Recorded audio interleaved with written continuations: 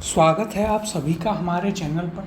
पिछली कक्षा में हमने अपने अध्याय वाक्यांश के लिए सार्थक शब्दों के 160 प्रश्न तक कर लिए थे। आज की इस कक्षा में हम उससे आगे के प्रश्नों को करेंगे और आपके इस अध्याय को भी पूरा इसी के साथ में कर लेंगे। इस वीडियो के डिस्क्रिप्शन में हमारी वेबसाइट की लिंक दी गई है, वहाँ से आप इन सभी PDF को डाउनलोड कर सकते हैं और बाकी विषयों की भी आपको वहाँ पर क्वेश्चंस मिल जाएंगे प्रैक्टिस करने के लिए, तो उन्हें भी आप वहाँ से प्रैक्टिस करते रहिए, अभ्यास करते रहिए और हमारा टेलीग्राम चैनल भी यहाँ से आप ज्वाइन कर लीजिएगा। शुरुआत करते हैं अपने 161वें प्रश्न के साथ। उपतयका अधितयका के लिए क्रमशः वाक्यांश हैं। विकल्प दिए गए हैं। पहला, पहाड़ के नीचे की समतल भूमि और पहाड़ के ऊपर की समतल भूमि। दूसरा है पहाड़ के ऊपर की समतल भूमि, पहाड़ के नीचे की समतल भूमि। तीसरा है पहाड़ी भूमि, रेतीली भूमि, या फिर चौथा हरी भूमि, ऊसर भूमि। तो देखिए यहाँ पर क्या है, उपतयका अधितयका। उपतयका क्या होती है, पहाड़ के नीचे की समतल भूमि, और अधितयका पहाड़ के ऊपर की समतल भूमि। सही उत्तर हो जाएगा ऑप्शन नंबर 1। यह हम आपको पहली ही कक्षा में सबसे पहला प्रश्न ही हमने इस पर किया था और चित्र बनाकर भी आपको समझाया था, जिससे आपको यह याद रहे। अब 162वां प्रश्न है। जो आँखों के सामने हो वाक्यांश हेतु उचित शब्द है। विकल्प दिए गए हैं। पहला परोक्ष, दूसरा प्रत्यक्ष, तीसरा पाश्चात्य और चौथा पाक्ष। तो देखिए जो आँखों के सामने हो वह क्या होता है, वह होता है प्रत्यक्ष, यानी कि ऑप्शन नंबर 2 यहाँ पर सही उत्तर होगा। परोक्ष क्या होता है, परोक्ष होता है आँखों से परे। क्या होता है परोक्ष, परोक्ष होता है आँखों से परे। यह हमने आपको पिछली कक्षा में भी लिखवा दिया था, तो यह आपको याद होना चाहिए। 163वां प्रश्न है। अनंग शब्द के लिए वाक्यांश है। अब देखिए यह थोड़ा महत्वपूर्ण है शब्द, तो इसे याद रखिएगा। देखते हैं विकल्प क्या क्या दिए गए हैं। पहला नासिकारहित, दूसरा बिना नग का, तीसरा बिना शरीर का और चौथा मिथ्या ज्ञान। तो देखिए अनंग होता है बिना शरीर का, तो सही उत्तर हो जाएगा आपका ऑप्शन नंबर 3 बिना शरीर का। 164वां प्रश्न है। वह हथियार जो हाथ में थाम कर चलाया जाता है उपयुक्त वाक्यांश के लिए एक शब्द है। विकल्प दिए गए हैं। पहला अस्त्र, आगे देखते हैं दूसरा विकल्प क्या है, चक्र, तीसरा ढाल और चौथा शस्त्र। तो देखिए यह हम आपको पहले भी कई बार बता चुके हैं। कैसे याद रखना है वह भी हमने आपको बताया था। कैसे याद रखना है, जो शरीर में ही रख कर चलाए जाएं तो वे शा से शरीर, शा से शस्त्र। तो सही उत्तर शस्त्र, सही उत्तर हो जाएगा ऑप्शन नंबर 4 शस्त्र। और अस्त्र क्या होते हैं, जो फेंक करके चलाए जाएं, वे क्या होते हैं, वे अस्त्र होते हैं। तो इन दोनों में आपको बिल्कुल भी कंफ्यूज नहीं होना है। कैसे याद रखना है वह भी हम आपको बता चुके हैं। अब 165वें प्रश्न की ओर चलते हैं। वाक्यांश के लिए शब्द का सही विकल्प होगा। पहला है जिसके द्वारा ईर्ष्या की गई हो, ईशान। दूसरा जो छाती के बल चलता हो, उत्क्षिप्त। तीसरा जिसके दोनों पक्षों में निष्ठा हो, उभयनिष्ठ। और चौथा जो अच्छे कुल में उत्पन्न हुआ हो, कृतार्थ। तो देखिए यहाँ पर ये आपके लिए महत्वपूर्ण सवाल है।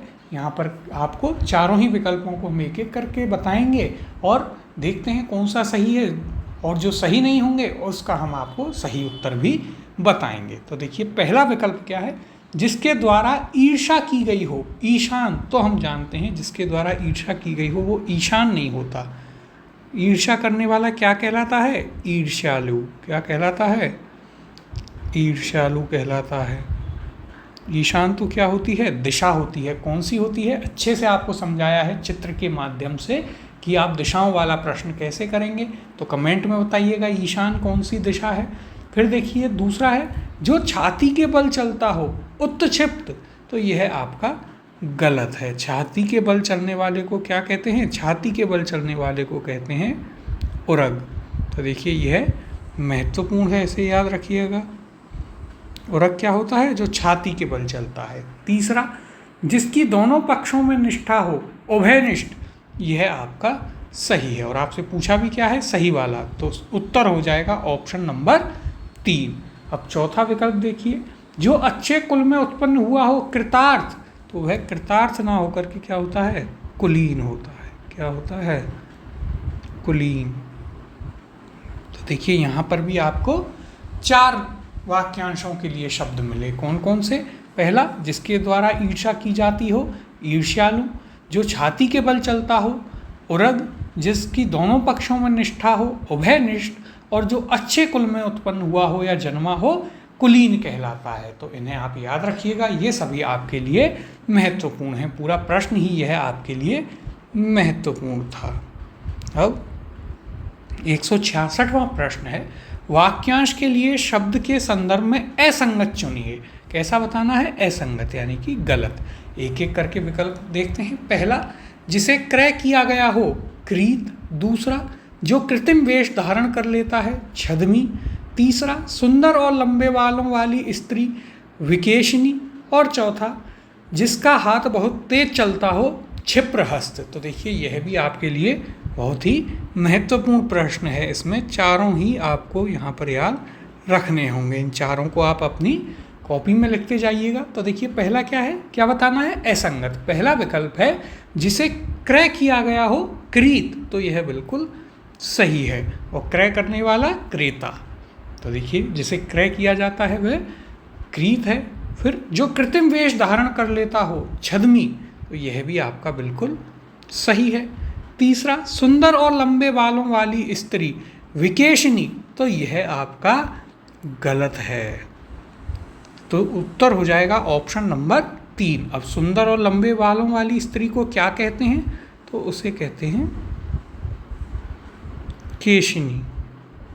जिसके केश सुंदर और लंबे हों उसे केशनी कहते हैं, या फिर उसे विकेशी भी कहते हैं। यह याद रखिएगा। अब अगला है, जिसका हाथ बहुत तेज चलता हो, क्षिप्रहस्त। तो यह भी आपका एकदम सही है। तो देखिए बहुत ही महत्वपूर्ण प्रश्न था। यहाँ से भी आपको वाक्यांश के लिए 4 सार्थक शब्द मिलते हैं। कौन कौन से? जिसे क्रय किया गया हो, क्रीत। जो कृत्रिम वेश धारण कर लेता है, छद्मी। सुंदर और लंबे बालों वाली स्त्री, केशनी या विकेशी। और जिसका हाथ बहुत तेज चलता हो, क्या कहलाता है? क्षिप्रहस्त कहलाता है। तो बहुत ही महत्वपूर्ण था प्रश्न।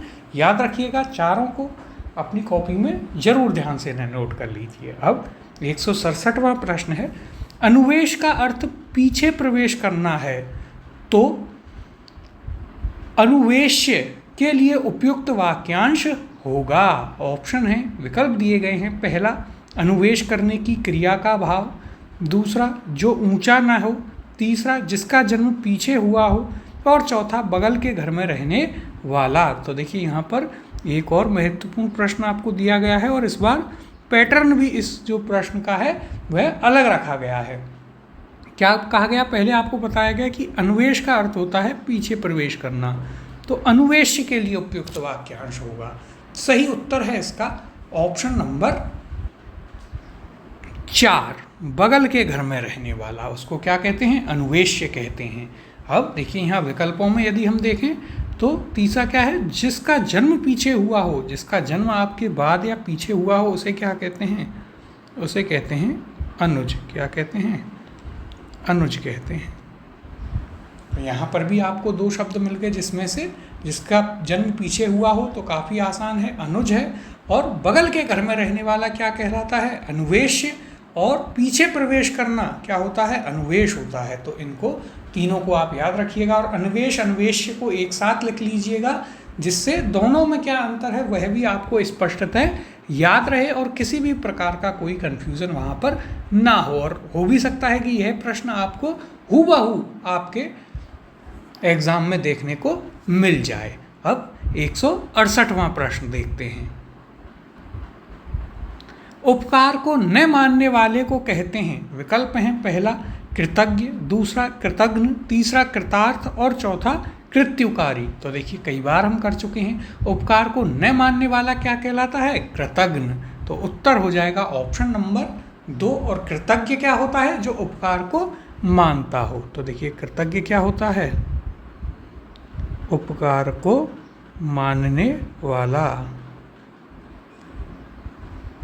ये दोनों भी हमने आपको एक साथ लिखवाए हुए हैं, तो याद रखिएगा, जो उपकार को माने कृतज्ञ, जो ना माने वो कृतज्ञ। अब 169वां प्रश्न है, पढ़ने की इच्छा रखने वाले को कहते हैं। तो देखिए अगला प्रश्न 169वां हमारे पास है, न्याय शास्त्र का ज्ञाता के लिए उचित वाक्यांश है। पहला विकल्प दिया गया है न्यायी, दूसरा है न्यायिक, तीसरा न्यायिक और चौथा न्यायिक। तो यहाँ पर यह भी आपके लिए एक महत्वपूर्ण प्रश्न है।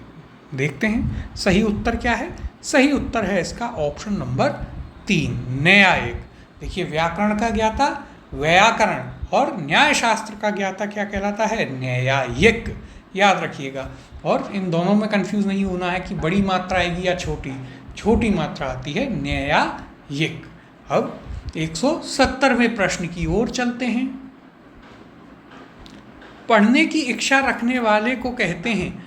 विकल्प दिए गए हैं, पहला जिज्ञासु, दूसरा पिपीटिशु, तीसरा पिपासु और चौथा बुभुक्षु। तो देखिए यहाँ पर आप कह सकते हैं कि आपने तो हमें ये लिखवाया ही नहीं है कि पढ़ने की इच्छा रखने वाले को क्या कहते हैं, लेकिन बाकी के 3 तो हमने लिखवाए हैं, तो आप उत्तर पर आसानी से पहुँच गए। सही उत्तर हो जाएगा ऑप्शन नंबर 2, पिपटिशु। क्या होता है? जिसको पढ़ने की इच्छा हो।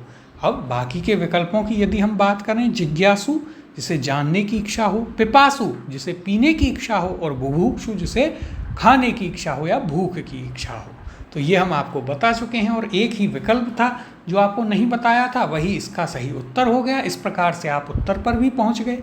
तो प्रश्न को देखकर हमें घबराना नहीं है, और इसे अब आप पिपीटिशु को, जहां पर हमने आपको इच्छाएं, उस इच्छा को रखने वाले को क्या कहते हैं, वो सभी चीज़ें लिखवाई गई हैं, वहाँ पर आप इसे उनमें जोड़ लीजिएगा।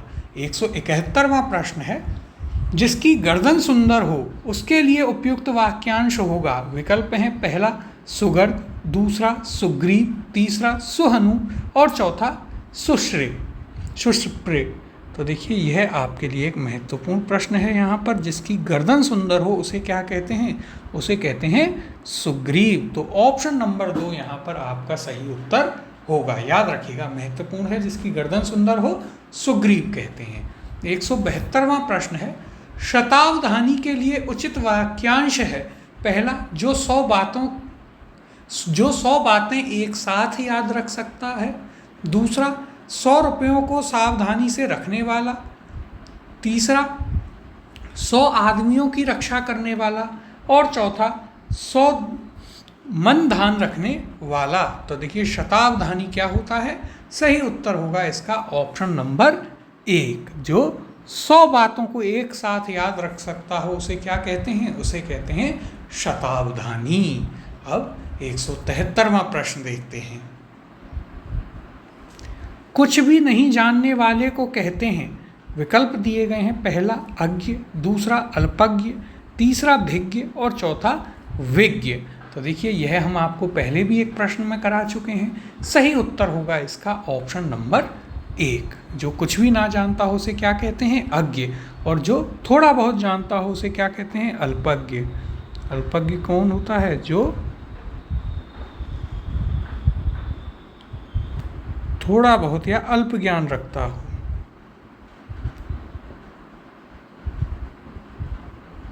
तो यह भी हम आपको पहले लिखा चुके हैं। 174वां प्रश्न है, उपकार को न मानने वाला वाक्यांश के लिए शब्द है। तो देखिए ये तो हम कई बार कर चुके हैं, फिर भी एक बार विकल्प देख लेते हैं। पहला आभारी, दूसरा कृतज्ञ, तीसरा कृतज्ञ और चौथा कृतज्ञ। तो सही उत्तर होगा ऑप्शन नंबर 4, कृतज्ञ। उपकार मानने वाला कृतज्ञ और उसका विपरीत या विलोम होता है कृतज्ञ, जो कि उपकार को न माने। अब 175वें प्रश्न की ओर चलते हैं। जो मोक्ष चाहता है के लिए प्रयुक्त एक शब्द है। विकल्प हैं, पहला मुमुक्षा, दूसरा मुमुक्षु, तीसरा मुमूर्षा और चौथा मुमूर्षु। तो देखिए यहाँ पर इच्छाओं वाले शब्द आए हैं, सभी हमने आपको पहली ही कक्षा में लिखवा दिए थे इस अध्याय की। तो ये आपको पढ़ते ही, प्रश्न को पढ़ते ही बिना विकल्प देखे इसका तो उत्तर आपके दिमाग में आ जाना चाहिए। तो जो मोक्ष की इच्छा चाहता है उसे क्या कहते हैं? उसे कहते हैं मुमुक्षु। तो सही उत्तर हो जाएगा ऑप्शन नंबर 2। मुमुक्षा क्या होती है? यदि यहाँ पर हम विकल्पों की बात करें तो मोक्ष की इच्छा मुमुक्षा होती है, मुमूर्षा मरने की इच्छा, और मरने की इच्छा रखने वाला मुमूर्षु कहलाता है। 176वां प्रश्न है, दूसरे लोक से संबंधित वाक्यांश के लिए एक शब्द है। विकल्प दिए गए हैं, पहला इहलौकिक, दूसरा दूरदर्शी, तीसरा परलोक और चौथा पारलौकिक। तो देखिए यह भी आपके लिए महत्वपूर्ण है, कंफ्यूज करता है यह प्रश्न। तो दूसरे लोक से जो संबंधित होता है उसे हम कहते हैं पारलौकिक। क्या कहते हैं? पारलौकिक। ऑप्शन नंबर 4 यहाँ पर सही उत्तर होगा। कंफ्यूज नहीं होना है परलोक और पारलौकिक में। परलोक होता है दूसरा लोक और दूसरे लोक से संबंधित कहलाता है पारलौकिक। तो दोनों में ही बिल्कुल कंफ्यूज नहीं होना है। यहीं पर लिख भी देते हैं जिससे कंफ्यूजन ना हो। परलोक यानी कि दूसरा लोक और दूसरे लोक से संबंधित पारलौकिक। 177वां प्रश्न है, वह घटना जो अवश्य घटने वाली है के लिए एक शब्द है। विकल्प हैं, पहला अनिर्वचनीय, दूसरा अपरिहार्य, तीसरा अप्रत्याशित और चौथा अवश्यम भावी। अब यह भी आपके लिए एक महत्वपूर्ण प्रश्न है। तो देखिएगा यहाँ पर सही उत्तर है आपका ऑप्शन नंबर 4, अवश्यम भावी। जो घटना अवश्य घटने वाली हो उसे क्या कहते हैं? अवश्यम भावी, यानी अवश्य ही होगी। अपरिहार्य हम आपको पहले ही बता चुके हैं, इसके अलावा अप्रत्याशित भी पहले ही आपको बताया जा चुका है। तो इन्हें पुनः रिपीट करने से कोई लाभ नहीं है, आपको याद रखने हैं, आपको लिखवाए हैं। यदि आपने वे पहले की कक्षाएं नहीं देखी हैं तो आप उन्हें भी ज़रूर देख लीजिएगा, क्योंकि काफ़ी महत्वपूर्ण चीज़ें आपके लिए वहाँ पर बताई गई हैं। अब 178वां प्रश्न देखते हैं, वह जिस पर विजय प्राप्त कर ली हो के लिए सार्थक शब्द है। विकल्प हैं, पहला पराजित, दूसरा विजयी, तीसरा विजित और चौथा विजेता। तो देखिए जिस पर विजय प्राप्त कर ली हो उसे कहते हैं विजित। ऑप्शन नंबर 3 यहाँ पर आपका सही उत्तर होगा। पराजित कौन होता है? जो हार गया हो। विजयी जो जीत गया हो। विजेता भी वही जो जीत गया हो। तो जिस पर विजय प्राप्त की हो वह विजित कहलाता है। अब 179वां प्रश्न है, अजात शत्रु शब्द के लिए वाक्यांश है। तो यह भी हम पहले एक प्रश्न में कर चुके हैं, विकल्प में आपको बताया था। यहाँ पर विकल्प देखते हैं, पहला जिसका कोई शत्रु न जन्मा हो, दूसरा शत्रुओं का नाश करने वाला, तीसरा जिसका कोई शत्रु शेष न बचा हो, या फिर चौथा शत्रुओं पर विजय पाने वाला। तो देखिए अजात शत्रु कौन होता है? जिसका कोई शत्रु न जन्मा हो, यानी कि ऑप्शन नंबर 1 यहाँ पर आपका सही उत्तर होगा। अब 180वें प्रश्न की ओर चलते हैं।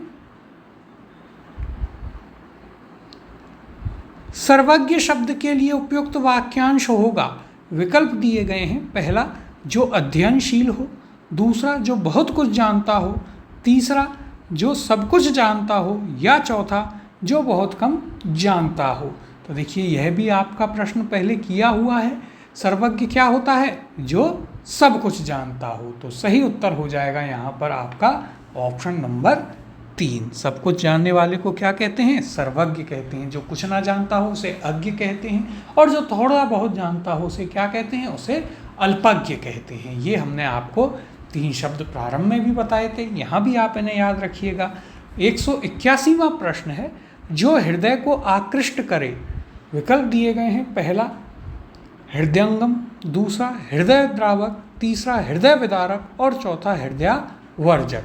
अब देखिए यह आपके लिए एक महत्वपूर्ण प्रश्न है। यहाँ पर क्या पूछा है? जो हृदय को आकृष्ट करे।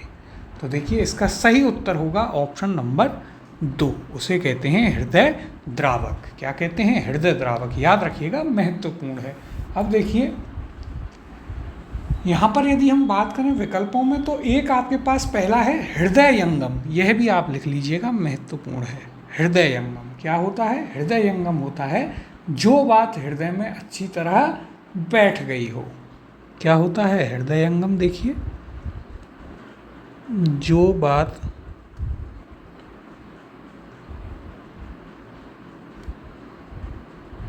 हृदय में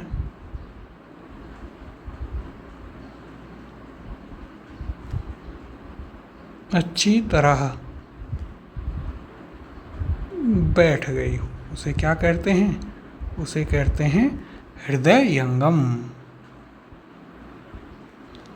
फिर हृदय द्रावक था, यानी कि जो हृदय को आकृष्ट करे। फिर हृदय विदारक, और चौथा है हृदयावर्जक। तो देखिए हृदयावर्जक क्या होता है? हृदयावर्जक होता है आपका क्या, जो हृदय को आकृष्ट करे या आकर्षित करे, यह याद रखिएगा। तो यहाँ पर देखिए आपको दो महत्वपूर्ण शब्द मिले, दोनों ही आपको याद रखने हैं। अब 182वां प्रश्न है, जो तीनों कालों को देख सकता है के लिए एक शब्द होगा। विकल्प दिए गए हैं, पहला त्रैकालिक, दूसरा त्रेता, तीसरा त्रिकालदर्शी और चौथा त्रिकालज्ञ।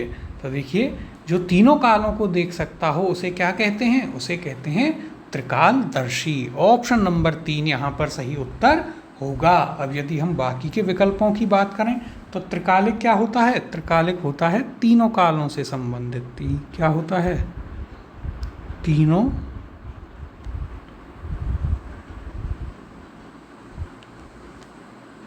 कालों से संबंधित। उसे क्या कहते हैं? उसे कहते हैं त्रिकालज्ञ। फिर देखिए त्रिकालज्ञ क्या होता है? तो देखिए त्रिकालज्ञ होता है जो तीनों कालों के बारे में जानता हो। क्या होता है? जो ये हमने किया है पहले, जो तीनों कालों के बारे में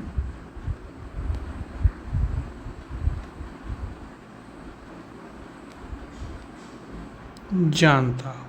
तो देखिए यहाँ पर आपको कौन कौन से शब्द मिले? तीनों कालों से संबंधित त्रैकालिक, तीनों कालों को जो देख सकता हो त्रिकालदर्शी, और जो तीनों कालों के बारे में जानता हो त्रिकालज्ञ। अब 183वां प्रश्न देखते हैं, जो बाएं हाथ से तीर चला सके वाक्यांश के लिए एक शब्द है। तो देखिए यह आपके लिए एक महत्वपूर्ण प्रश्न है। यहाँ पर विकल्प देखते हैं, पहला तीरंदाज, दूसरा धनुर्धर, तीसरा निशानेबाज और चौथा सव्यसाची। इसका सही उत्तर है ऑप्शन नंबर 4 सव्यसाची। तो देखिए जो बाएं हाथ से तीर चला सकता हो उसे क्या कहते हैं? उसे कहते हैं सव्यसाची। इसे हम आपके पर्यायवाची अध्याय में भी पढ़ेंगे, तो वहाँ भी आप इसे याद रखिएगा। और जब हम आपको इसे पढ़ाएं तो आपको सव्यसाची सुनते ही याद आ जाना चाहिए कि जो बाएं हाथ से तीर चला सकता हो। अब 184वां प्रश्न है, महल का वह भाग जहाँ रानियाँ निवास करती हैं उसको कहते हैं। विकल्प दिए गए हैं, पहला अट्टालिका, आगे देखिए और विकल्प देखते हैं, दूसरा अंतःपुर, तीसरा दूरबार या दरबार, देखिए यहाँ पर ये मिसप्रिंट है, इसे सही करवा दिया जाएगा, और चौथा राजमहल। तो देखिए यह भी महत्वपूर्ण है आपके लिए। राजमहल का वह स्थान जहाँ पर रानियाँ रहती हों उसे क्या कहते हैं? उसे कहते हैं क्या?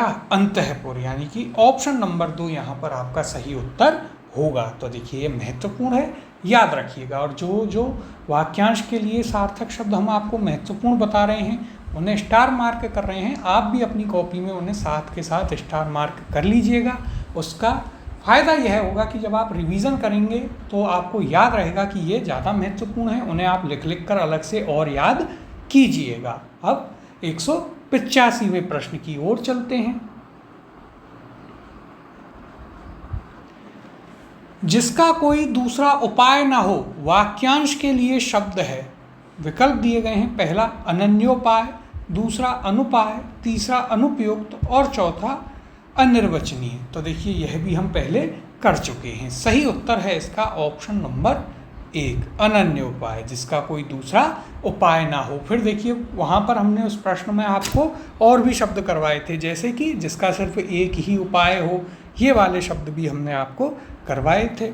186वां प्रश्न है, वह कवि जो तत्काल कविता कर सके उसके लिए शब्द है। विकल्प हैं, पहला आकवि, दूसरा आशु कवि, तीसरा महाकवि और चौथा सुकवि। अब यह भी आपके लिए एक इम्पोर्टेंट या महत्वपूर्ण प्रश्न है। वह कवि जो तत्काल कविता कर सके, कहते ही जो कविता कर सके, उसे क्या कहते हैं? उसे कहते हैं आशु कवि। तो सही उत्तर हो जाएगा आपका ऑप्शन नंबर 2। क्या हो जाएगा सही उत्तर? ऑप्शन नंबर 2 आशु कवि। याद रखिएगा, जो कवि तत्काल कविता कर सके वह क्या होता है? आशु कवि कहलाता है। अब 187वां प्रश्न है, अपने हित के लिए किया गया कार्य।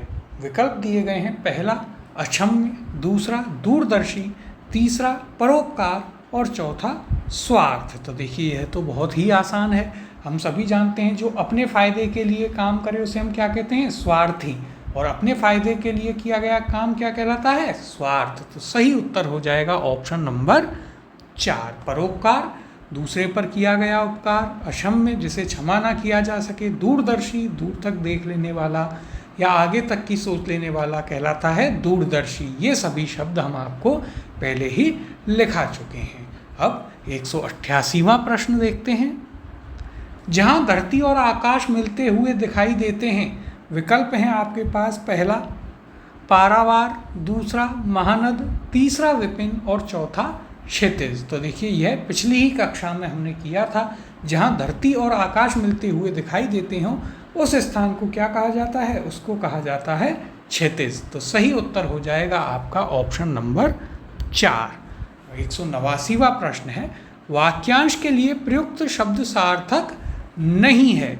और विकल्प देखते हैं, पहला जिसका अनुभव किया जा चुका हो, अनुभूत। आगे देखते हैं दूसरा विकल्प, दोपहर के बाद का समय, पूर्वाहन। तीसरा जिसे जीता ना जा सके, अजेय। और चौथा बिना वेतन काम करने वाला, अवैतनिक। अब देखिए यहाँ पर हम इन्हें एक एक करके देखते हैं और उत्तर पर पहुँचते हैं। पहला क्या है? जिसका अनुभव किया जा चुका हो, क्या कहलाता है? अनुभूत। बिल्कुल सही है, यह हम आपको एक प्रश्न में भी लिखा चुके हैं। दूसरा क्या है? दोपहर के बाद का समय, पूर्वाहन। तो देखिए यह तो आपका गलत है और यहाँ पर क्या पूछा है कि कौन सा सही नहीं है? तो सही उत्तर हो जाएगा ऑप्शन नंबर 2। दोपहर के बाद का समय क्या कहलाता है? तो वह कहलाता है अपराह्न। क्या कहलाता है? अपराह्न कहलाता है। और जबकि पूर्वाहन क्या होता है? पूर्वाहन होता है दोपहर के पहले का समय। क्या होता है? दोपहर के पहले का समय। यह भी आपको हम एक प्रश्न में बता चुके हैं। फिर देखिए तीसरा विकल्प क्या है? जिसे जीता ना जा सके, अजेय। और चौथा जिसे बिना वेतन काम करने वाला, अवैतनिक। यह भी सही है। हम वैतनिक आपको एक प्रश्न में बताया था हमने कि जो वेतन पर काम करता हो।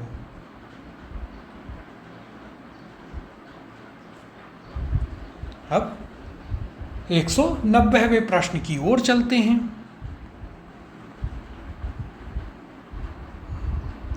वाक्यांश के लिए प्रयुक्त शब्द सार्थक नहीं है। क्या पूछा है? कौन सा सार्थक नहीं है? देखते हैं विकल्पों को। पहला 5 मुख वाला, पंचानन। दूसरा रात्रि में विचरण करने वाला, निशाचर। तीसरा जिसे सबके विषय में जानकारी हो, सर्वज्ञ। और चौथा 12 महीनों में एक बार होने वाला, 12 मासा। तो देखिए एक एक करके इन्हें ध्यान से समझिएगा। पहला क्या है? 5 मुख वाला, पंचानन। तो यह तो बिल्कुल सही है। कई बार आप देखते होंगे पंचानन हनुमान जी हैं, पंचमुखी हनुमान जी हैं, तो जिनके 5 मुख होते हैं उसे क्या कहते हैं? पंचमुख या पंचानन कहते हैं। फिर दूसरा है यहाँ पर रात्रि में विचरण करने वाला। रात्रि यानी निशा, पर्यायवाची में हम पढ़ेंगे। तो रात्रि में विचरण करने वाला, निशाचर। तो यह भी आपका सही है। तीसरा विकल्प देखिए, जिसे सबके विषय में जानकारी हो या जिसे सब ज्ञान हो, वह क्या कहलाता है? सर्वज्ञ। तो यह भी आपका सही है, अभी भी हमने एक प्रश्न में देखा था। चौथा क्या है? 12 महीनों में एक बार होने वाला, 12 मासा। तो यह आपका गलत है। उत्तर हो जाएगा ऑप्शन नंबर 4। 12 महीनों में एक बार होने वाले को क्या कहते हैं? देखिए आपको पढ़ने में तो बिल्कुल सही लगेगा कि हाँ 12 मासा है, लेकिन 12 महीनों में एक बार होने वाले को कहते हैं वार्षिक। क्या कहते हैं? वार्षिक। जब हम स्कूल में थे तो वहाँ कहते थे अब वार्षिक परीक्षाएं आ रही हैं, यानी जो पूरे साल में एक बार होंगी उन्हें क्या कहते हैं, वार्षिक। और 12मासा जो 12 मास हो। तो ये आपको दोनों में अंतर याद रखना है। 12मासा क्या होता है, 12मासा होता है जो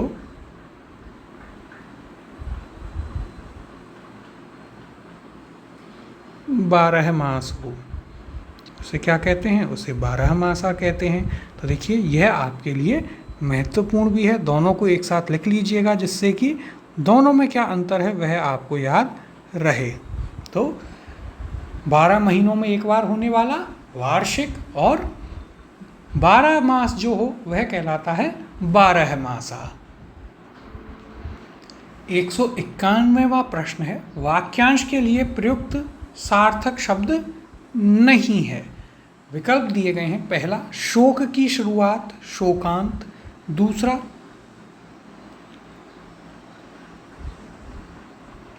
सुंदर आकार वाला सुडौल, तीसरा पति धर्म ही जिसका व्रत हो पतिव्रता, और चौथा हिंसा करने वाला हिंसक। तो देखिए इन्हें भी हम एक एक करके देखते हैं। पहला विकल्प क्या है, शोक की शुरुआत शोकांत, तो यही आपका गलत हो गया, यानी कि उत्तर है आपका ऑप्शन नंबर 1।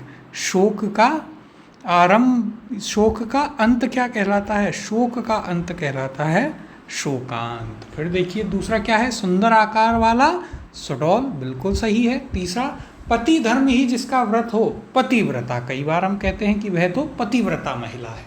और चौथा हिंसा करने वाला हिंसक। तो देखिए यहाँ पर काफ़ी आसान शब्द थे। अब 192वां प्रश्न है, वाक्यांश के लिए प्रयुक्त शब्द सार्थक नहीं है। विकल्प दिए गए हैं, पहला कड़वी बातें सुनने वाला, देखिए यहाँ नाला है, ये होगा वाला। ये टाइपिंग वालों से काफ़ी एरर हुई हैं, इन्हें सही करा करके फिर आपको यह PDF प्रोवाइड करवा दी जाएगी। तो देखिए कड़वी बातें सुनने वाला कटुभाषी, दूसरा किसी वस्तु का चौथा हिस्सा चतुर्थांश, तीसरा देश के प्रति भक्ति रखने वाला देशभक्त, और चौथा हिसाब किताब लिखने वाला लेखपाल। तो देखिए एक एक करके यहाँ पर भी हम इन सभी विकल्पों को देखते हैं। पहला क्या है, कड़वी बातें सुनने वाला कटुभाषी, तो यह तो आपका गलत है, यानी कि उत्तर हो जाएगा ऑप्शन नंबर 1। कड़वी बातें कहने वाला क्या कहलाता है, कटुभाषी कहलाता है। तो याद रखिएगा, कड़वी बातें कहने वाला कटुभाषी होता है। अब बाकी के विकल्प यदि देखें, किसी वस्तु का चौथा हिस्सा चतुर्थांश 1/4, बिल्कुल सही है। तीसरा देश के प्रति भक्ति रखने वाला देशभक्त, यह भी सही है। हिसाब किताब लिखने वाला लेखपाल, यह भी आपका सही है। तो देखिए यहाँ पर आप इन्हें याद रखिएगा। आपको 4 वाक्यांशों के लिए शब्द यहाँ पर नए पता चले, कौन कौन से, कड़वी बातें कहने वाला कटुभाषी, किसी वस्तु का चौथा हिस्सा चतुर्थांश, देश के प्रति भक्ति रखने वाला बहुत ही आसान है देशभक्त, और हिसाब किताब लिखने वाला लेखपाल। अब 193वां प्रश्न देखते हैं, वाक्यांश के लिए प्रयुक्त शब्द सार्थक नहीं है। विकल्प हैं, पहला जिसे जीतना आसान हो दुर्जय, दूसरा जो ज़्यादा दीर्घ ना हो नाति दीर्घ, जो ये तीसरा विकल्प था। दूसरा है जो आसानी से दिखाई ना पड़े दरलक्ष, तीसरा जो ज़्यादा दीर्घ ना हो नीति दर, और फिर आपके पास है चौथा जहाँ कोई विघ्न ना हो निर्विघ्न। अब यहाँ पर हम इनको एक एक करके देखते हुए चलते हैं। तो देखिए पहला क्या है, जिसे जीतना आसान हो दुर्जय, ये आपका गलत है, यानी कि उत्तर ऑप्शन नंबर 1 ही हो गया। जिसे जीतना कठिन हो वह क्या कहलाता है, वह दुर्जय कहलाता है। ये सारे भी हम आपको कक्षा में लिखा चुके हैं। दुर्जय, दुर्गे, दुर्लंग, ये सारे हमने आपको एक प्रश्न में बताए थे। यदि आपने वह कक्षा ली है तो आप आसानी से इस प्रश्न को कर पाते। दूसरा विकल्प है, देखिए जो आसानी से दिखाई ना पड़े वह क्या होता है, दुर्लक्ष्य होता है। तो यह बिल्कुल सही है। तीसरा जो ज़्यादा दीर्घ ना हो क्या कहलाता है, नाति दीर्घ, यह भी सही है। और चौथा जहाँ कोई विघ्न ना हो वह क्या कहलाता है, वह कहलाता है निर्विघ्न, यह भी सही है। अब देखिए ये भी यहाँ पर विघ्न जो है इसमें सिर्फ एक, यहाँ ये दोनों मिल गए हैं, जबकि विघ्न न हो इस प्रकार से आएगा अलग अलग। देखिए यहाँ पर तो इसे याद रखिएगा, दोनों नए अलग अलग हैं और यह आपके लिए एक महत्वपूर्ण प्रश्न भी था। यहाँ से आपको कुछ महत्वपूर्ण शब्द मिले हैं वाक्यांशों के लिए। कौन कौन से? जिसे जीतना कठिन हो, दुर्जेय, जो आसानी से दिखाई ना पड़े, दुर्लक्ष्य, जो ज़्यादा दीर्घ ना हो, नाति दीर्घ, और जहाँ कोई विघ्न ना हो, निर्विघ्न। तो इन्हें याद रखिएगा। अब 194वां प्रश्न है, वाक्यांश के लिए प्रयुक्त शब्द सार्थक नहीं है। विकल्प हैं, पहला, जिसने ऋण चुका दिया है, उत्तमर्ण। आगे देखिएगा, दूसरा विकल्प क्या दिया गया है, पर्वत का निचला मैदानी भाग, उपत्यय का। तीसरा, प्रशंसा के बहाने निंदा करना, व्याज निंदा। और चौथा, निंदा के बहाने प्रशंसा करना, व्याज स्तुति। अब यह भी आपके लिए एक महत्वपूर्ण प्रश्न है। यहाँ भी आपको काफ़ी महत्वपूर्ण वाक्यांशों के लिए सार्थक शब्द मिलते हैं। तो देखिए, एक एक करके इन विकल्पों को हम देख लेते हैं। पहला क्या है, जिसने ऋण चुका दिया हो, उत्तमर्ण। तो यह आपका गलत है, क्योंकि यह हम आपको पहले ही एक प्रश्न में बता चुके हैं। तो उत्तर हो जाएगा ऑप्शन नंबर 1। और जिसने ऋण चुका दिया हो उसे क्या कहते हैं? उसे कहते हैं उऋण। क्या कहते हैं? उऋण कहते हैं। फिर देखिए, दूसरा विकल्प है, पर्वत का निचला मैदानी भाग, उपत्यय का, और ऊपरी भाग अधित्यय का। यह तो काफ़ी आसान है। तीसरा, प्रशंसा के बहाने निंदा करना, व्याज निंदा, यह सही है। और चौथा, निंदा के बहाने प्रशंसा करना, व्याज स्तुति। तो यह भी सही है। और ये दोनों ही आपके लिए काफ़ी महत्वपूर्ण हैं। दोनों को एक साथ लिख लीजिएगा, जिससे किसी भी प्रकार का आपको कन्फ्यूज़न ना रहे। जब भी आपके पास विकल्प में ये दोनों एक साथ आ गए तो आपको वहाँ पर कन्फ्यूज़न हो जाएगा कि व्याज निंदा क्या थी, व्याज स्तुति क्या थी। तो याद रखिए, प्रशंसा के बहाने निंदा करना, व्याज निंदा, और निंदा के बहाने प्रशंसा करना, व्याज स्तुति। दोनों को ही आप याद रखिएगा। अब 195वें प्रश्न की ओर चलते हैं।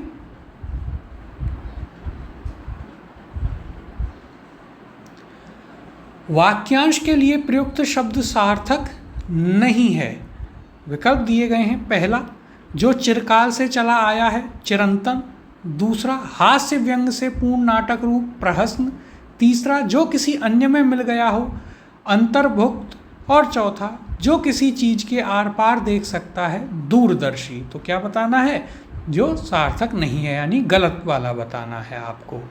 विकल्पों को एक एक करके देखते हुए चलते हैं। पहला है, जो चिरकाल से चला आया हो, क्या कहलाता है? चिरंतन कहलाता है। और देखिए, प्रश्न यह भी आपके लिए काफ़ी महत्वपूर्ण है, क्योंकि यहाँ पर भी आपको एक साथ 4 शब्द मिलेंगे वाक्यांशों के लिए। दूसरा क्या है, हास्य व्यंग से पूर्ण नाटक रूप, क्या कहलाता है? प्रहसन। तो यह तो हम एक प्रश्न में आपको बता ही चुके हैं पहले।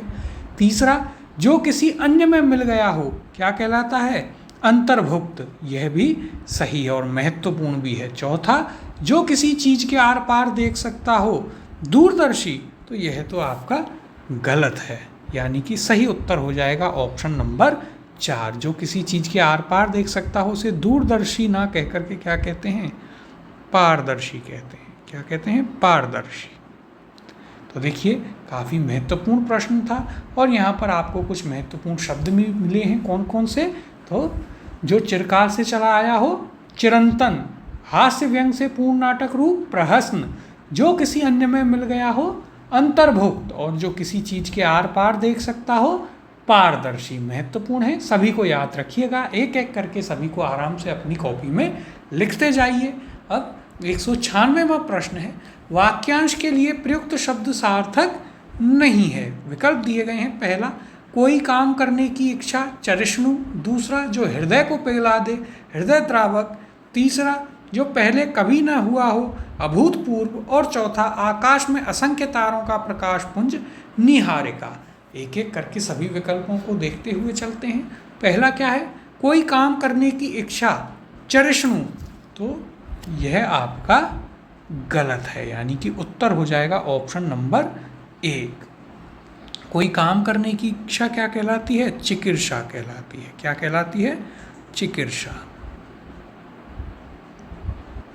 क्या कहते हैं? चिकीर्षा। याद रखिएगा, महत्वपूर्ण है ये। और इसे आप जहाँ इच्छाओं वाला सेक्शन जो है, जहाँ पर हमने आपको विभिन्न इच्छाएं और उन इच्छाओं को रखने वाले बताए हैं, वहाँ पर लिख लीजिएगा। दूसरा क्या है? जो हृदय को पिघला दे, हृदय द्रावक। क्या होता है? हृदय द्रावक। फिर जो पहले कभी ना हुआ हो, अभूतपूर्व, बिल्कुल सही है। और आकाश में असंख्य तारों का प्रकाश पुंज, निहारिका। देखिए निहारिका में छोटी नी भी आ जाती है और बड़ी नी भी आ जाती है, तो इसलिए इसमें भी आपको कंफ्यूज नहीं होना है, इसे आप याद रखिएगा। प्रश्न यह भी आपके लिए महत्वपूर्ण था। 197वां प्रश्न है, जिसका आचरण अच्छा हो। पहला विकल्प है सज्जन, दूसरा सद्भावी, तीसरा सदाचारी और चौथा साधु। तो देखिए जिसका आचरण अच्छा हो उसे क्या कहते हैं? उसे कहते हैं सदाचारी। ऑप्शन नंबर 3 यहाँ पर सही उत्तर होगा। काफ़ी आसान था। 198वां प्रश्न देखते हैं। ऐसा रोग जो दाने मात्र से, देखिए यहाँ पर आएगा छूने मात्र से। क्या आएगा? छूने मात्र से। इसे सारे जो भी पूरी फाइल में यहाँ पर मिसप्रिंट हुए हैं उन चीज़ों को हम सही टाइप करवा करके पुनः और फिर आपको ये फाइल प्रोवाइड करा देंगे। तो देखिए ऐसा रोग जो छूने मात्र से फैलता हो उसके लिए एक शब्द है। विकल्प दिए गए हैं, पहला असाध्य रोग, दूसरा घातक रोग, तीसरा चर्म रोग और चौथा संक्रामक रोग। तो यह भी हम पहले कई बार कर चुके हैं। सही उत्तर है ऑप्शन नंबर 4, संक्रामक रोग। 199वां प्रश्न है, ज्ञान प्राप्ति की इच्छा रखने वाला के लिए सार्थक शब्द है। विकल्प दिए गए हैं, पहला जिज्ञासु, आगे देखते हैं दूसरा विकल्प क्या है, तपस्वी, तीसरा पिपासु और चौथा सन्यासी। तो देखिए ये तो इच्छाओं वाले में से आया है, यानी कि प्रश्न पढ़ते ही उत्तर दिमाग में होना चाहिए। क्या होगा इसका सही उत्तर? ऑप्शन नंबर 1, जिज्ञासु। और ज्ञान प्राप्ति की इच्छा, जिज्ञासा। पिपासु यहाँ पर विकल्प में है। पिपासु क्या होता है? जिसे पीने की इच्छा हो। अब वो आप अपने हिसाब से देख लीजिए किसे क्या पीने की इच्छा होती है। अब 200वें प्रश्न की ओर चलते हैं। तो देखिए यहाँ पर दोहरा शतक हमारा पूरा हो गया है प्रश्नों का। 200वां प्रश्न है, कही हुई बात को फिर कहने के लिए शब्द है। तो यह भी हम पहले कर चुके हैं। विकल्प हैं यहाँ पर, पहला पिष्टपेषण, दूसरा तार्किक, तीसरा पूर्वग्रह और चौथा वाचाल। सही उत्तर है आपका ऑप्शन नंबर 1, पिष्टपेषण। कही हुई बात को बार बार कहना, उसके लिए क्या शब्द होता है? पिष्टपेषण होता है। और वाचाल क्या होता है? जो ज़्यादा बोलता हो उसे क्या कहते हैं? वाचाल कहते हैं। अब 201वां प्रश्न है, वाक्यांश के, देखिए यहाँ पर अपने कुल का श्रेष्ठ या प्रतिष्ठित व्यक्ति वाक्यांश के लिए उपयुक्त सार्थक शब्द होगा। तो यह हम आपको कुल वाले हमने सारे शब्द एक साथ कराए थे, वहाँ से आपको याद आना चाहिए। विकल्प हैं यहाँ पर, पहला कुलकंटक, दूसरा कुलकेतु, तीसरा कुलांगार और चौथा कुलीन। तो देखिए यहाँ पर सही उत्तर क्या होगा? सही उत्तर होगा इसका ऑप्शन नंबर 2, कुलकेतु। अपने कुल का श्रेष्ठ या प्रतिष्ठित व्यक्ति क्या कहलाता है? कुलकेतु कहलाता है। कुलकंटक क्या होता है? कुलकंटक होता है कुल को दुखी करने वाला। और कुलांगार क्या होता है? कुल का नाश करने वाला। वहीं कुलीन हमने आज आपको कराया ही है एक प्रश्न में। तो ये आपको याद होने चाहिए, बहुत ही महत्वपूर्ण है। सारे जितने भी महत्वपूर्ण थे आपको पहली कक्षाओं में ही, शुरुआत में ही हमने एक साथ इसलिए लिखवा भी दिए थे जिससे आपको उनमें कोई भी किसी भी प्रकार का कन्फ्यूज़न ना हो। उन्हें आप लिख लिख के याद कीजिए, बार बार उन्हें देखते रहिए, जिससे वो आपको अच्छे से याद रहें। अब 202वां प्रश्न है, किस वाक्यांश के लिए सार्थक शब्द का असंगत विकल्प है? तो देखिएगा, असंगत पूछा है। पहला है, किए हुए उपकार को न मानने वाला कृतज्ञ, दूसरा जिसका काम सिद्ध हो चुका हो कृतार्थ, तीसरा जो इस लोक से अलग हो अलौकिक और चौथा जो कम बोलता हो मिष्टभाषी। तो यहाँ पर एक एक करके हम इन सभी विकल्पों को देखते हुए चलते हैं। किए हुए उपकार को न मानने वाला कृतज्ञ, यह बिल्कुल सही है। दूसरा क्या है? जिसका काम सिद्ध हो चुका हो कृतार्थ, यह भी सही है। जो पूरा काम हो चुका हो या जो काम सिद्ध हो चुका हो उस काम को क्या कहते हैं? पूर्ण काम। और जिसका काम सिद्ध हो चुका हो वह कृतार्थ। फिर जो इस लोक से अलग हो वह अलौकिक, यह भी सही है। चौथा, जो कम बोलता हो मिष्टभाषी, यह गलत है और आपको असंगत ही बताना है। तो ऑप्शन नंबर 4 यहाँ पर सही उत्तर होगा। जो कम बोलता हो उसे क्या कहते हैं? उसे कहते हैं मितभाषी। तो देखिए यहाँ पर यदि कोई ऐसे शब्द भी हैं जो अभी तक नहीं आए तब भी आप प्रश्न को कर पाएंगे। क्यों? क्योंकि विकल्प में एक ना एक प्रश्न है, एक ना एक विकल्प या शब्द ऐसा होगा जो कि हमारा कराया हुआ है, और एग्ज़ाम में भी यही चीज़ होगी। लेकिन उसके लिए आपको जिस तरीके से पढ़ाया जा रहा है, जिस प्रकार से बताया जा रहा है, उसी को फॉलो करना है। तो देखिए यहाँ पर आपको क्या महत्वपूर्ण मिला, एक शब्द मिलता है जिसका काम सिद्ध हो चुका हो, उसे क्या कहते हैं? कृतार्थ कहते हैं। जो इस लोक से अलग हो, अलौकिक कहलाता है, यह भी महत्वपूर्ण है।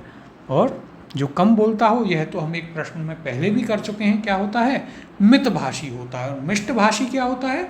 जो मीठा बोलता हो। मिष्टभाषी क्या होता है? देखिए यहाँ पर, जो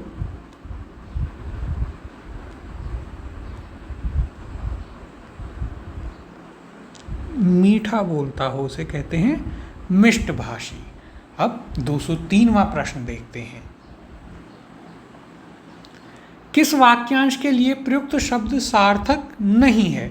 विकल्प हैं, पहला, आश्रयदाता को प्रसन्न करने के लिए कही जाने वाली झूठी सच्ची बात, ठकुर सुहाती। दूसरा, जो अधर्म करने से डरे, धर्म भीरु। तीसरा, जिसने अनेक विद्वानों से विभिन्न शास्त्रों का ज्ञान प्राप्त किया हो, बहुश्रुत। और चौथा, पराया दोष ढूंढने वाला, तथ्यान्वेषी। अब देखिए यह भी आपके लिए क्या है? एक महत्वपूर्ण प्रश्न है, क्योंकि आपने इसके अधिकतर विकल्प सुने नहीं हैं, और जो एक सुना है वही इसका उत्तर है। तो उसके लिए यदि आपने पिछली कक्षाएं देखी हैं तो आप तुरंत पढ़ते ही उसका उत्तर कर पाएंगे। एक एक करके इन विकल्पों को देखते हैं। पहला क्या है? आश्रयदाता को प्रसन्न करने के लिए कही जाने वाली झूठी सच्ची बात क्या कहलाती है? ठकुर सुहाती। बिल्कुल सही है। ऐसे याद रखिए, आप ठाकुर के कर्म व रहन पर रह रहे हैं तो ठाकुर को जो बात सुहाए वही कहनी है, ठकुर सुहाती। फिर दूसरा, जो अधर्म करने से डरे, धर्म भीरु, यह भी सही है। तीसरा, जिसने अनेक विद्वानों से विभिन्न शास्त्रों का ज्ञान प्राप्त किया हो, बहुश्रुत, जो बहुत लोगों से सुना हो उसने ज्ञान को, यह भी सही है। चौथा, पराया दोष ढूंढने वाला, तथ्यान्वेषी, यह आपका गलत है, यानी उत्तर हो जाएगा ऑप्शन नंबर 4। क्या कहते हैं उसे जो परायों का दोष ढूंढता रहे? दूसरों का रिश्तेदार, यानी कि छिद्रान्वेषी। तो देखिए क्या कहते हैं? छिद्रान्वेषी। तो यदि हमने आपको बाकी के शब्द पहले नहीं बताए थे, लेकिन जो शब्द उत्तर है वह आपको ज़रूर बताया था, तो यही फ़ायदा है जिस पैटर्न से, जिस तरीके से हम पढ़ा रहे हैं उसका। तो देखिए यहाँ पर आपको कई सारे महत्वपूर्ण शब्द मिले हैं। पहला क्या था? आश्रयदाता को प्रसन्न करने के लिए कही जाने वाली झूठी सच्ची बात क्या होती है? ठकुर सुहाती। और यह हमने आपको बताया कैसे याद रखना है, ठाकुर को खुश करने के लिए वही बात कहनी है जो उसको सुहाए। फिर दूसरा, जो अधर्म करने से डरे, क्या कहते हैं उसे? धर्म भीरु। और जिसने अनेक विद्वानों से विभिन्न शास्त्रों का ज्ञान प्राप्त किया हो, बहुश्रुत। और पराये का दोष ढूंढने वाला, छिद्रान्वेषी, यानी हमारा रिश्तेदार। 204वां प्रश्न है, मुक्ति पाने का इच्छुक। तो देखिए प्रश्न पढ़ते ही आना चाहिए। विकल्प हैं, पहला, मुमुक्षु, आगे देखते हैं। दूसरा विकल्प है मुमूर्षु, तीसरा तितीक्षा, और चौथा जिजीविषा। सही उत्तर है ऑप्शन नंबर 1, मुमुक्षु। मुमुक्षु क्या होता है? जिसे मुक्ति पाने की इच्छा हो, या फिर यदि हम कहें जिसे मोक्ष पाने की इच्छा हो। मुमूर्षु जिसे मरने की इच्छा हो। तितीक्षा, यह भी हमने आपको बताया है एक प्रश्न में। और जिजीविषा यानी जीने की इच्छा। ये सभी आपको याद रखने हैं। अब एक 205वें प्रश्न की ओर चलते हैं। जिसको वश में करना कठिन हो के लिए सार्थक शब्द है। विकल्प हैं यहाँ पर, पहला दुर्वह, दूसरा दुर्दांत, तीसरा दुरूह, और चौथा दुस्तर। देखिए यह भी आपके लिए एक महत्वपूर्ण प्रश्न है, याद रखिएगा। जिसे वश में करना कठिन हो उसे कहते हैं दुरूह। क्या कहते हैं? दुरूह। यह आपका सही उत्तर होगा। और यहाँ पर देखिए, कंफ्यूज हो यदि टाइपिंग से तो याद रखिए दुरूह में बड़े ऊ की मात्रा आती है। 206वां प्रश्न है, किस विकल्प में वाक्यांश के लिए प्रयुक्त शब्द सार्थक नहीं है? पहला विकल्प है, समय पर जिसकी बुद्धि ठीक कार्य करे, प्रत्युत्पन्नमति। दूसरा, जो आप से आप उत्पन्न हुआ हो, सहजात। तीसरा, जिसकी विवेक बुद्धि स्थिर हो, स्थित। प्रज्ञ और चौथा जो रोका हुआ ना हो अनिरुद्ध। एक एक करके इन सभी विकल्पों को देखते हुए चलते हैं। महत्वपूर्ण प्रश्न है यह भी। तो देखिएगा, पहला क्या था, समय पर जिसकी बुद्धि ठीक कार्य करे प्रत्युत्पन्नमति, यह बिल्कुल सही है, हम करवा चुके हैं। दूसरा, जो आप से आप उत्पन्न हो सहजात, यह आपका गलत है, तो उत्तर हो जाएगा ऑप्शन नंबर 2। जो अपने आप से उत्पन्न हुआ हो उसे क्या कहते हैं, उसे कहते हैं स्वयंभू। क्या कहते हैं, स्वयंभू, याद रखिएगा। फिर तीसरा है जिसकी विवेक बुद्धि स्थिर हो स्थित प्रज्ञ, यह भी सही है। और चौथा जो रोका हुआ ना हो या जिसे रोका ना जा सके, पहली कक्षा में करवाया था अनिरुद्ध, यह भी सही है। तो देखिए, बहुत ही महत्वपूर्ण प्रश्न। यहाँ पर भी आपको 4 शब्द मिले। कौन कौन से, समय पर जिसकी बुद्धि ठीक कार्य करे प्रत्युत्पन्नमति, जो आप से आप उत्पन्न हुआ हो या अपने आप से उत्पन्न हुआ हो स्वयंभू, जिसकी विवेक बुद्धि स्थिर हो स्थित प्रज्ञ, और जो रोका ना हुआ ना हो या जिसे रोका ना जा सके, क्या कहलाता है, अनिरुद्ध कहलाता है। 207वां प्रश्न है, दीर्घ सूत्री शब्द के लिए वाक्यांश है। विकल्प दिए गए हैं। पहला, बहुत परिश्रम करने वाला। दूसरा, बहुत सोच विचार करने वाला। तीसरा, जल्दी, देखिए यहाँ पर यह भी आपका टाइपिंग एरर है, क्या होगा, दीर्घ सूत्री जल्दी निर्णय लेने वाला। और चौथा, हर एक काम में जरूरत से ज़्यादा देर लगाने वाला। तो दीर्घ सूत्री क्या होता है, दीर्घ सूत्री वह होता है जो हर एक काम में जरूरत से ज़्यादा समय लगाए। ऑप्शन नंबर 4 यहाँ पर आपका सही उत्तर होगा। तो देखिए, यह भी महत्वपूर्ण है, कई लोग इसे दूसरे अर्थ में भी ले लेते हैं और यह गलत हो जाता है। अब 208वां प्रश्न देखते हैं। किसी संस्था या व्यक्ति के 60 वर्ष पूरे करने के उपलक्ष्य में होने वाला उत्सव। विकल्प दिए गए हैं। पहला, रजत जयंती। दूसरा, स्वर्ण जयंती। तीसरा, हीरक जयंती।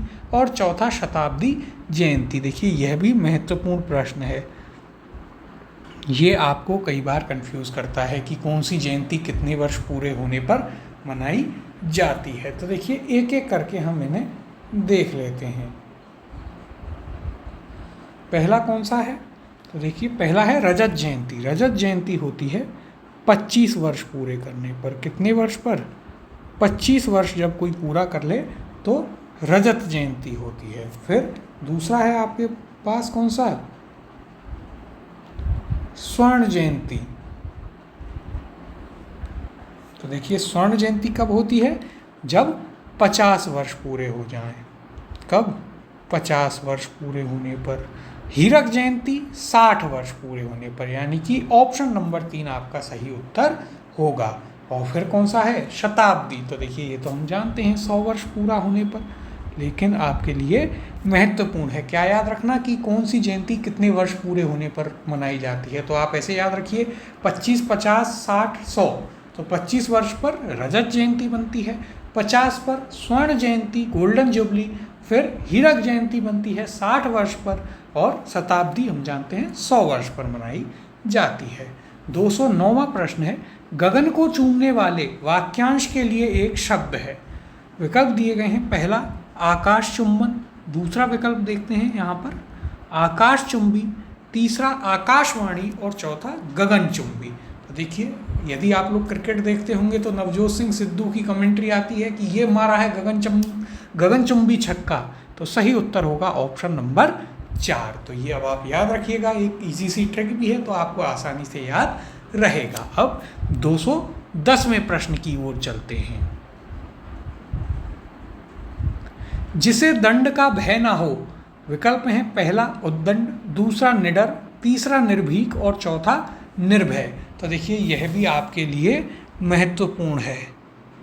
क्या उत्तर होगा, इसका उत्तर होगा ऑप्शन नंबर 1, उद्दंड। क्या होगा, ऑप्शन नंबर 1, उद्दंड। तो देखिए, यह भी आपका मिसटाइप किया गया है। कैसे लिखते हैं, उद्दंड इस प्रकार से शुद्ध रूप में लिखा हुआ जाएगा। फिर देखिए, निडर, जिसे कोई डर ना हो। निर्भीक, निर्भय, जिसे कोई भय ना हो। तो जिसे दंड का भय ना हो, क्या कहते हैं उसे, उद्दंड। कई बार हम कहते हैं बड़ा उद्दंड बालक है, यानी कि इसे दंड का कोई भय ही नहीं है। अब 211वां प्रश्न है, किस वाक्यांश के लिए सार्थक शब्द नहीं है। पहला विकल्प है भविष्य का सोचकर चलने वाला स्पष्ट वक्ता, दूसरा जिसके आर पार देखा जा सके पारदर्शी, तीसरा जो युगों से चला आ रहा है प्राचीन, और चौथा साफ साफ कहने वाला स्पष्ट वक्ता। तो देखिए यहाँ पर हम इन विकल्पों को एक एक करके देखते हुए चलते हैं। पहला क्या है, भविष्य का सोचकर चलने वाला स्पष्ट वक्ता, तो यह आपका गलत है। उत्तर हो जाएगा ऑप्शन नंबर 1। भविष्य का सोचकर चलने वाला क्या कहलाता है, भविष्यवेता। क्या कहते हैं, भविष्यवेता। देखिए इसे कहते हैं भविष्यवेता। फिर देखिए आगे दूसरा विकल्प क्या है, जिसके आर पार देखा जा सके पारदर्शी, बिल्कुल सही है। तीसरा जो युगों से चला आ रहा हो प्राचीन, यह भी सही है। प्राचीन या युगांतर भी कहते हैं, क्या कहते हैं, युगांतर भी कह देते हैं, तो दोनों ही याद रखिएगा।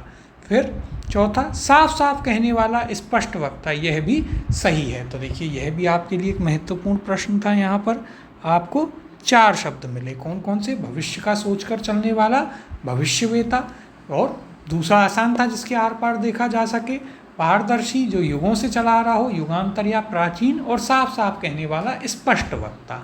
अब 212वां प्रश्न है, कम खर्च करने वाले को कहते हैं। विकल्प हैं, पहला मक्खी चूस, दूसरा मिताई, तीसरा मितभोजी, और चौथा मितव्ययी। तो देखिए यह भी हम कई बार कर चुके हैं। सही उत्तर है इसका ऑप्शन नंबर 4। कम खर्च करने वाले को क्या कहते हैं, मितव्ययी कहते हैं। मितभोजी कौन होता है, कम भोजन करने वाला। यह भी हम आपको पहले करा चुके हैं। तो कम भोजन करने वाले को क्या कहते हैं, कम भोजन करने वाले को कहते हैं मितभोजी। अब 213वां प्रश्न देखते हैं। किए हुए उपकार को न मानने वाला के लिए शब्द है, तो सीधे सीधे उत्तर क्या होगा, कृतघ्न। विकल्प क्या है, कृतज्ञ, कृतघ्न, कृतार्थ, कुलांगार।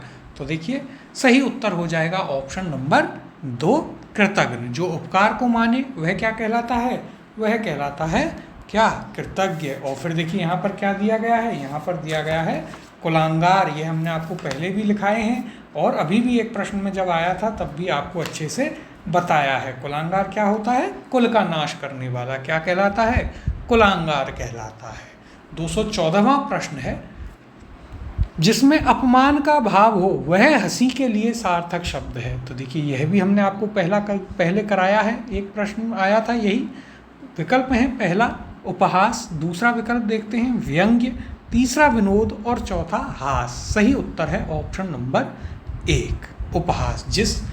ऐसी हंसी जिसमें अपमान का भाव हो उसे क्या कहते हैं, उपहास कहा जाता है। कि मेरा उपहास कर रहा है, यानी कि मेरा मजाक उड़ा रहा है, मुझे अपमानित कर रहा है। अब 215वें प्रश्न की ओर चलते हैं। जिसकी आशा न की गई हो वाक्यांश हेतु सार्थक शब्द है। विकल्प हैं, पहला आशातीत, दूसरा आशेतर, तीसरा अप्रत्याशित, और चौथा असंभव। तो देखिए सही उत्तर है इसका ऑप्शन नंबर 3, अप्रत्याशित। जिसकी आशा ना की गई हो क्या होता है, अप्रत्याशित। जिसकी आशा हो आशातीत। 216वां प्रश्न है, जिसका अनुभव किया गया हो उसके लिए सार्थक शब्द है। पहला विकल्प है यहाँ पर अनुभव योग्य, दूसरा अनुभवी, तीसरा अनुभाव्य, और चौथा अनुभूत। यह भी हम पहले एक प्रश्न में कर चुके हैं। जिसका अनुभव किया गया हो उसे क्या कहते हैं, अनुभूत। तो सही उत्तर हो जाएगा ऑप्शन नंबर 4। जबकि जिसने अनुभव किया हो उसे क्या कहते हैं, अनुभवी कहते हैं। 217वां प्रश्न है, मितभाषी शब्द किस वाक्यांश के लिए उपयुक्त है। पहला जो कम बोलता हो, दूसरा जो धीरे धीरे बोलता हो, तीसरा जो मीठा बोलता हो, या चौथा जो बिना विचारे बोलता हो। तो मितभाषी कौन होता है, अभी हमने थोड़ी देर पहले ही एक प्रश्न किया है, जो कम बोलता हो। तो सही उत्तर हो जाएगा ऑप्शन नंबर 1। अब 218वां प्रश्न देखते हैं। अपनी दशा, बुराई या दोष आदि को देखकर अनुत्साह, अरुचि और खिन्नता का भाव के लिए एक सार्थक शब्द है। विकल्प हैं, पहला गिलानी, दूसरा घृणा, तीसरा जुगुप्सा, और चौथा व्रीड़ा। देखिए यही प्रश्न हमने हूबहू पहले भी किया है। सही उत्तर है इसका ऑप्शन नंबर 1, गिलानी। जब आपको स्वयं अपनी दशा से, किसी बुराई से, किसी आदत से अनुत्साह हो जाए, अरुचि हो जाए या खिन्नता हो, उसे क्या कहते हैं? उसे कहते हैं गिलानी। 219वां प्रश्न है, वाक्यांश हेतु उपयुक्त शब्द नहीं है। देखते हैं विकल्पों को। पहला, सात अध्ययन करने वाला ब्रह्मचारी स्वाध्यायी। दूसरा, एक ही प्रकार की 50 चीज़ों का संग्रह पंचाशिका। तीसरा, जो मापा ना गया हो अमित। और चौथा, एक लेखक के सभी ग्रंथों का प्रकाशन एक जिल्द में आत्मकथा। क्या पूछा है? कौन सा सही नहीं है? तो देखिए, पहला क्या है? सात अध्ययन करने वाला ब्रह्मचारी स्वाध्यायी, यह बिल्कुल सही है। महत्वपूर्ण प्रश्न है। देखिए, यहाँ से भी आपको काफ़ी महत्वपूर्ण शब्द मिलेंगे वाक्यांश के लिए। दूसरा क्या है? एक ही प्रकार की 50 चीज़ों का संग्रह पंचाशिका, यह भी आपका बिल्कुल सही है। तीसरा, जो मापा ना गया हो अमित, यह भी सही है। और जिसे मापा ना जा सके वह अपरिमेय। तो दोनों में कंफ्यूज नहीं होना है। जिसे मापा ना जा सके अपरिमेय पहले आपको करा चुके हैं, और जो मापा ना गया हो अमित। चौथा है, एक लेखक के सभी ग्रंथों का प्रकाशन एक जिल्द में आत्मकथा, यह आपका गलत है। तो उत्तर हो जाएगा ऑप्शन नंबर 4। अब देखिए, यहाँ पर यदि बाकी के आपको नहीं भी पता थे तो भी आप इसे कर सकते थे। कैसे? तो यह हमने आपको पहले ही शुरुआत में जब हमने प्रश्न किए थे वहाँ पर करवाया था कि एक लेखक के सभी ग्रंथों का प्रकाशन एक जिल्द में क्या कहलाता है? वह कहलाता है ग्रंथावली।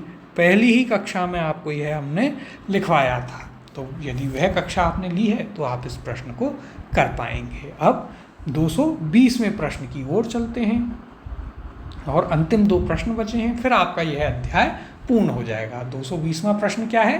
किस वाक्यांश के लिए प्रयुक्त शब्द सार्थक नहीं है? विकल्प हैं, पहला, बरसात के 4 महीने चतुर्मासी। दूसरा, जिसकी इच्छा की गई हो परिहार्य। तीसरा, शक्ति का उपासक शाक्तु। और चौथा, 3 वेदों को जानने वाला त्रिवेदी। तो देखिए, एक एक करके इन्हें देखते हैं। पहला क्या है? बरसात के 4 महीने चतुर्मासी, बिल्कुल सही है। दूसरा, देखिए ये भी महत्वपूर्ण है आपके लिए प्रश्न। दूसरा, जिसकी इच्छा की गई हो परिहार्य, तो यह तो गलत है। तो उत्तर हो जाएगा ऑप्शन नंबर 2। जिसकी इच्छा की गई हो वह क्या कहलाता है? वह कहलाता है इच्छित। क्या कहलाता है? इच्छित। फिर देखिए तीसरा, शक्ति का उपासक शाक्तु, बिल्कुल सही है। और 3 वेदों को जानने वाला त्रिवेदी, 2 वेदों को जानने वाला द्विवेदी, 4 वेदों को जानने वाला चतुर्वेदी।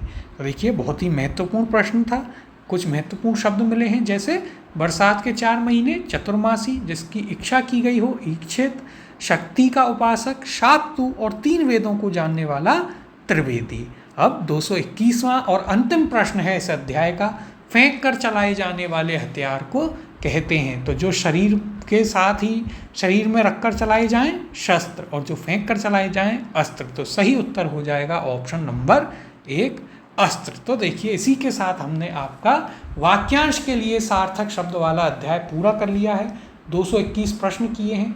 लगभग सभी प्रश्नों में हमने चारों विकल्प आपको बताए हैं, यानी कि आपके पास लगभग 800 वाक्यांशों के लिए सार्थक शब्द तैयार हो गए हैं। इन्हें आप अपनी कॉपी में आराम से लिख के कीजिएगा। जब आप इतने सारे चीज़ों को तैयार कर लेंगे तो इससे बाहर आपके एग्ज़ाम में एक भी प्रश्न नहीं होगा। थोड़ा सा आपको लगेगा कि बड़ा लेंदी काम है, लेकिन देखिए, जो इसे करेगा वह सिलेक्शन पा जाएगा, यह चीज़ निश्चित है। तो आप इसे अच्छे से करिएगा। अब इसके बाद हमारे हिंदी में जो सब इंस्पेक्टर का सिलेबस है उसमें सिर्फ 3 अध्याय बचे हैं। कौन से? शब्दयुग्म, पर्यायवाची और विलोम। तो अगला अध्याय हम प्रारंभ करेंगे शब्दयुग्म, और उसी से संबंधित हैं पर्यायवाची और विलोम। तो मिलते हैं आपसे अगली कक्षा में नए अध्याय के साथ, जो कि होगा आपका शब्दयुग्म, और फिर पर्यायवाची विलोम करेंगे, जिनमें सीधे सीधे आपको बताना रहेगा। और उसके बाद आपका ये पूरा सिलेबस पूरा पाठ्यक्रम पूर्ण हो जाएगा। मिलते हैं अगली कक्षा में।